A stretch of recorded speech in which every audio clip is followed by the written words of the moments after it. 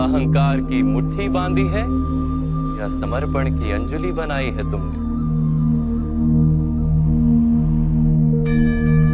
इस ज्ञान को ग्रहण कर पाओगे?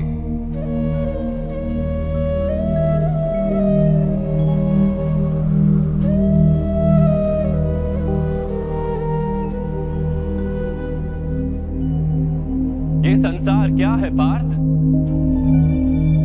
मानव, दानव, पशु, पक्षी, जंतु, कीटक, मत्स्य, वृक्ष, ये सब कैसे बनते हैं? किन पदार्थों से इनका जन्म होता है? कैसे चलते हैं, कैसे जीते हैं? मृत्यु कैसे होती है इनकी? और मृत्यु के पश्चात क्या होता है?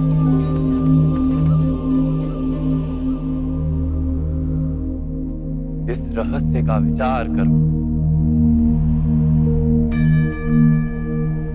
मनुष्य की देह मिट्टी से बनी है माता। जल उसमें रक्त आदि बनकर प्रवाह करता है। अग्नि देह को तापमान देती है और देह में रिक्त स्थानों में आकाश प्रकट होता है। अर्थात धरती, वायु, जल, अग्नि और आकाश, इन पंच महाभूतों से ही शरीर का निर्माण हो। अर्थात महामहिम गुरु द्रोण पृथ्वी, जल, वायु, अग्नि और आकाश से अधिक कुछ भी नहीं। धर्म ज्ञानी भी पंच महाभूत का जोड़ है और अधर्मी भी। तो मोह किसका कर रहे हो पार्थ? मिट्टी का? परंतु माधव, इस मिट्टी के देह से ही तो मनुष्य एक दूसरे का परिचय पाते हैं। सारे संबंध इस मिट्टी के देह से ही तो होते हैं। नहीं पार्थ, यदि ये सत्य होता तो मृत्यु के पश्चात देह को नष्ट क्यों किया जाता है? वास्तव में ना मनुष्य का परिचय उसकी देह से है और ना ही संबंधों का आधार उसकी देह से। मनुष्य का स्वभाव, उसके बर्ताव और उसके कार्य उसका परिचय। ये स्वभाव, बर्ताव और कार्य कैसे बनते हैं, इसे समझो पार्थ। मनुष्य जीवन केवल 20 दृश्य और अदृश्य पदार्थों का मेल है पार्थ, किंतु फिर भी प्रत्येक मनुष्य के स्वभाव तथा कार्य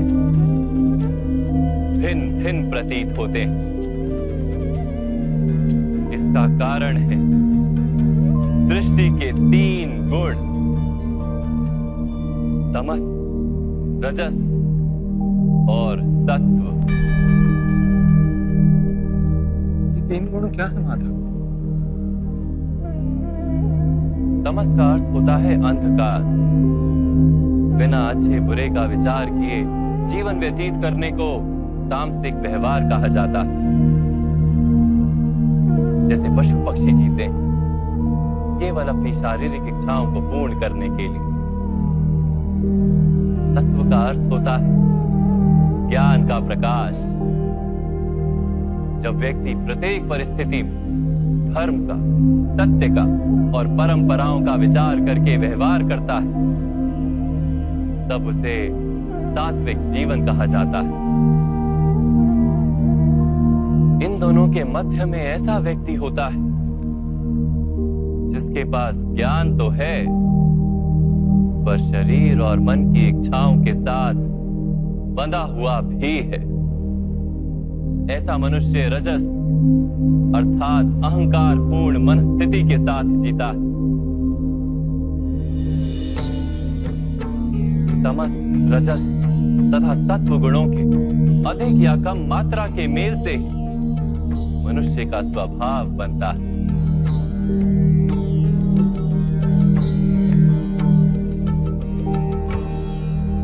सामने देखो पार्थ,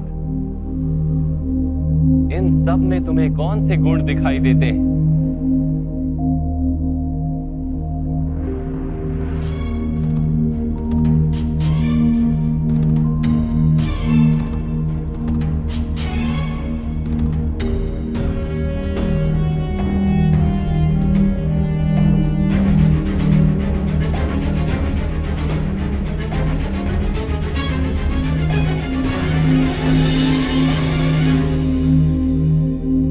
दुर्योधन धर्म जानते हैं परंतु वहन नहीं करते। उनके जीवन का केंद्र अहंकार है, अर्थात उनमें तमस कम है, रजस अधिक है और सत्वगुण पूर्णता नहीं।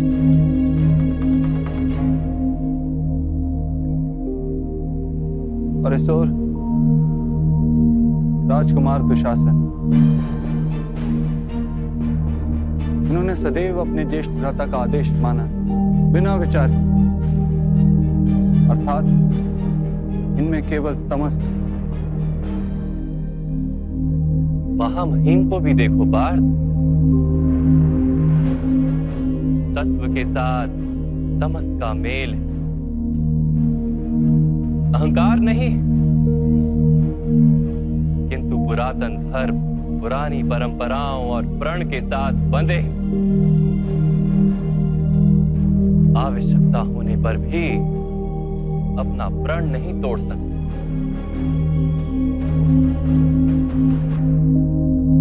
गुरु द्रोण को देखो, ज्ञान और अहंकार दोनों ही है। ज्ञान तो मनुष्य को मुक्ति दिलाता है किंतु इनका अहंकार इन्हें मुक्त नहीं होने देता।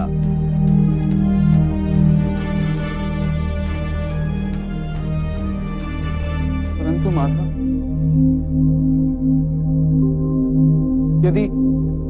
यदि मनुष्य का स्वभाव इन तीन गुणों का मेल है तो फिर मनुष्य का व्यवहार पहले से ही निश्चित है।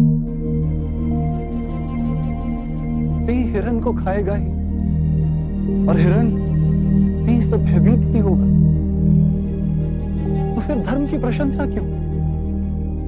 अपराध का दंड क्यों? उसका क्या तात्पर्य है?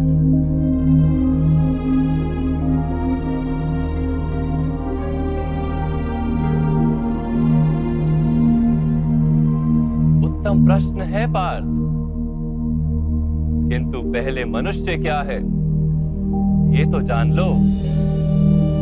मनुष्य केवल 5 महाभूत नहीं, 5 पदार्थ नहीं, 5 ज्ञानेंद्रियां, 5 कर्मेंद्रियां तथा 3 गुण, ऐसी 23 वस्तुओं का मेल भी नहीं। मनुष्य को चलने फिरने तथा कार्य करने हेतु शक्ति की आवश्यकता होती है और उस शक्ति को चेतना कहते हैं। तो क्या माधव मनुष्य इसकी चेतना है? नहीं पार्थ, मनुष्य की चेतना के साथ उन 23 वस्तुओं के मेल का नाम प्रकृति है। 24 वस्तुओं से बने मनुष्य नामक यंत्र में वास करता है पुरुष, अर्थात परमात्मा का अंश। उसे आत्मा कहा गया। जब प्रकृति और पुरुष का मेल होता है, अर्थात जब परमात्मा का अंश आत्मा बनकर देह में वास करता है, तब मनुष्य जीवित होता है। यह आत्मा क्या है माधव, और इसे जानने का क्या उपाय? मनुष्य जैसे रथ का उपयोग करता है, वैसे ही आत्मा शरीर नाम के इस यंत्र का उपयोग करती है। शरीर के माध्यम से शरीर के सुख दुख का उपभोग करती है, किंतु आत्मा शरीर नहीं पार्थ। शरीर का नाश किया जा सकता है किंतु आत्मा का नाश नहीं किया जा सकता। नैनं छिन्दन्ति शस्त्राणि नैनं दहति पावका, न चैनं क्लेदयन्त्यापो न शोष्यति मारुतः। आत्मा ना शस्त्रों से छेदी जा सकती और ना ही अग्नि से जलाई जा सकती। ना जल उसे निर्बल कर सकता है और ना ही पवन उसे सुखा सकती। आत्मा शरीर में रहते हुए भी अमर। न हन्यते हन्यमाने शरीरे। पार्थ, शरीर की हत्या की जा सकती है किंतु आत्मा की हत्या नहीं की जा सकती। आत्मा तो सर्वव्यापी है, अचल है, स्थिर है, सनातन है। पुराना वस्त्र त्याग कर जैसे मनुष्य नया वस्त्र धारण करता है, वैसे ही आत्मा पुराना शरीर छोड़कर बार बार नया शरीर धारण करती है। परंतु माधव, मैं तो जगत का अनुभव अपने शरीर के माध्यम से ही करता हूं। स्वयं को देह न जानकर मैं आत्मा कैसे जान सकता हूं? स्वयं को आत्मा के रूप में जानना असंभव भी नहीं पार्थ। अंध भी जीते हैं, गूंगे भी जीते हैं, जिनके पास हाथ पैर नहीं होते वो भी जीते हैं। स्पष्ट कि शरीर मनुष्य नहीं, जिसकी चेतना चली जाती है, जिसे मूर्छा आ जाती है, वो भी जीवित रहता है। इसलिए स्पष्ट है कि मनुष्य का चेतन तत्व वो भी शरीर नहीं। इसी प्रकार जो व्यक्ति अपने भीतर खोज करता है, मैं इंद्रियां नहीं, शरीर नहीं, भावनाएं नहीं, विचार नहीं, ज्ञान भी मैं नहीं, जो ये समझता जाता है वो अंत में स्वयं को आत्मा के रूप में जान ही लेता है।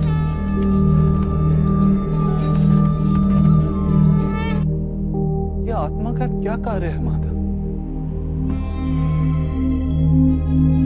जब पर ब्रह्म के भाग हुए, पुरुष तथा प्रकृति बने, तब पुरुष अर्थात परमात्मा के अंश ने आत्मा बनकर प्रकृति की प्रत्येक वस्तु में वास किया। उस आत्मा को मोह तथा अंधकार ने घेर लिया पार। उस मोह निद्रा से जागृत होकर स्वयं को परमात्मा का अंश जानना ही आत्मा का कर्तव्य, उद्देश्य और जीवन कार्य। परंतु माधव, यदि हर आत्मा परमात्मा का अंश है, तो क्या उन्नति और अवगति स्वयं परमात्मा कर रहे? जिस प्रकार कीचड़ में पड़ा रत्न चमकता नहीं, वैसे ही प्रकृति के 24 पदार्थों से घिरी आत्मा को विस्मरण हो जाता है कि वो परमात्मा का अंश है। अधिकतर आत्माएं अपनी देह को ही सब कुछ मानती हैं, स्वयं देह से भिन्न है ये जान ही नहीं पाती। शरीर को जो सुख, दुख, स्वाद, गंध आदि का अनुभव होता है, उसे अपना अनुभव मान लेती है और बदलाव का प्रयास ही नहीं करती।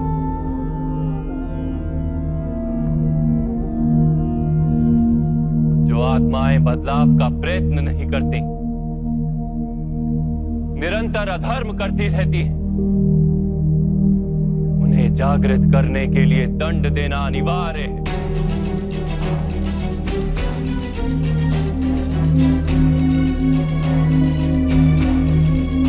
तुम भी ये जान लो पार्थ कि तुम शरीर नहीं, केवल एक आत्मा। इस रणभूमि में दिखाई देने वाला प्रत्येक योद्धा वो नहीं जो तुम उन्हें मानते हो। कुछ समय के लिए इन सब ने शरीर में वास किया, इनके शरीर मरेंगे किंतु ये सब अमर, वो पुनः नया शरीर धारण करेंगे। जब तक स्वयं को शुद्धात्मा के रूप में जान नहीं लेंगे, जब तक अधर्म का त्याग करके धर्म में दृढ़ नहीं होंगे, तब तक ये जन्म लेते और मरते रहेंगे। यही ब्रह्म विद्या का प्रथम पाठ है पार्थ। जो जन्मा है वो अवश्य मरेगा, और जो मरता है वो अवश्य फिर से जन्म लेगा। इस महाज्ञान को सांख्य योग कहते हैं।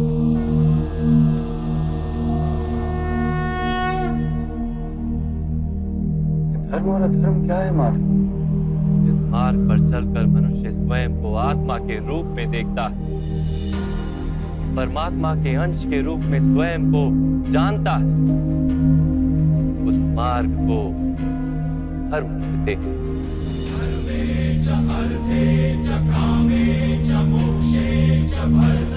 जब मनुष्य स्वयं को परमात्मा के अंश के रूप में जान लेता है, तब उसे यह अनुभूति होती है कि ये सृष्टि ही परमात्मा है और ये परमात्मा ही सृष्टि है। सृष्टि और परमात्मा में कोई भेद नहीं।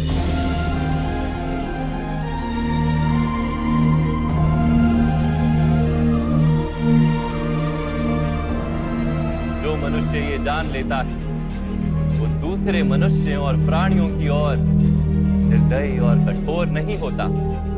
वो ये जानता है कि जीव कटने से पीड़ा केवल जीव को नहीं होती, उसकी अनुभूति समग्र शरीर को होती है। वैसे एक मनुष्य को पीड़ा होती है तो समग्र संसार उस पीड़ा का अनुभव करता है। जब तक संसार में एक मनुष्य भी पीड़ित है, तब तक वास्तव में किसी का भी सुख संपूर्ण नहीं। ये जानने पर मनुष्य का मन करुणा से भर जाए, उसे धर्म कहते हैं।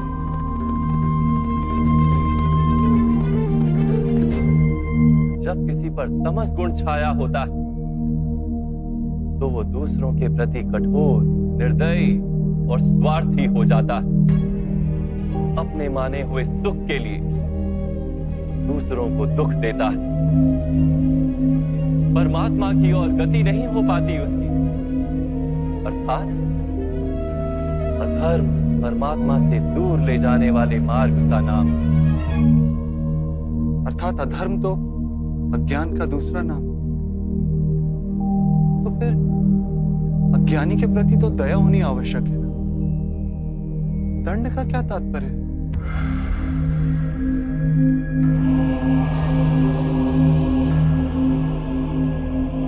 अज्ञानी जब ज्ञान का मूल्य जानने को सजना, ज्ञान पर दृष्टि डालने को भी सजना, तब दंड ही दया है।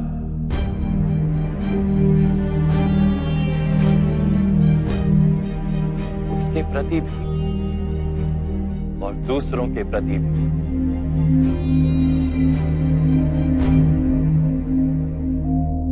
सृष्टि की गति सदा ही परमात्मा की ओर हो, यह अनिवार्य।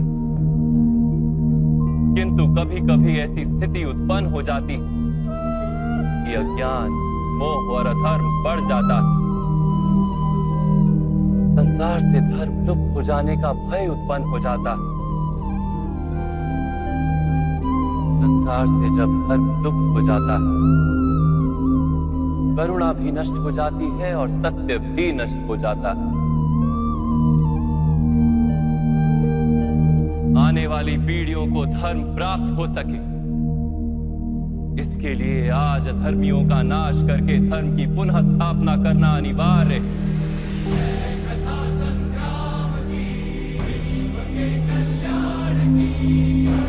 आज भी ऐसी ही स्थिति है पार्थ, और धर्म स्थापना का कर्तव्य तुम्हारा।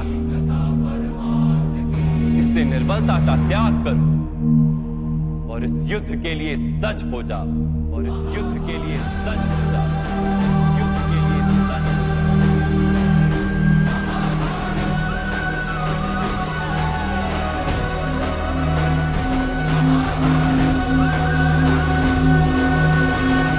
परंतु मेरे हाथों हत्याएं होंगी माधव।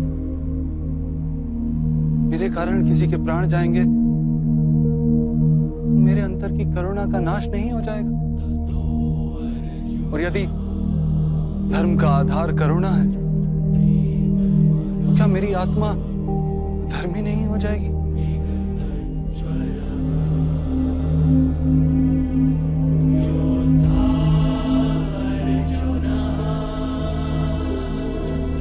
कर्म का बंधन अवश्य निर्मित होता है, किंतु कार्य का बंधन निर्मित नहीं होता पार्थ। तुम्हें कर्म और कार्य के बीच क्या भेद है, ये जानना आवश्यक है। सभी कर्म कार्य हैं, किंतु सभी कार्य कर्म नहीं। कर्म उस कार्य को कहते हैं जिसके साथ फल की आशा जुड़ी।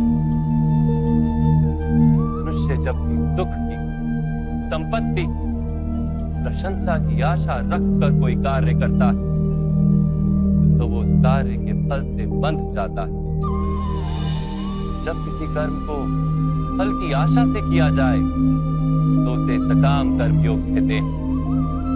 और जब किसी कर्म को बिना किसी फल की आशा से किया जाए, तो उसे निष्काम कर्म योग कहते हैं। इसी कारण से उसे बार बार जन्म लेना पड़ता है। वास्तव में मनुष्य को कोई कर्म नहीं बांधता, उस कर्म से जुड़ी आशाएं उसे बांधती।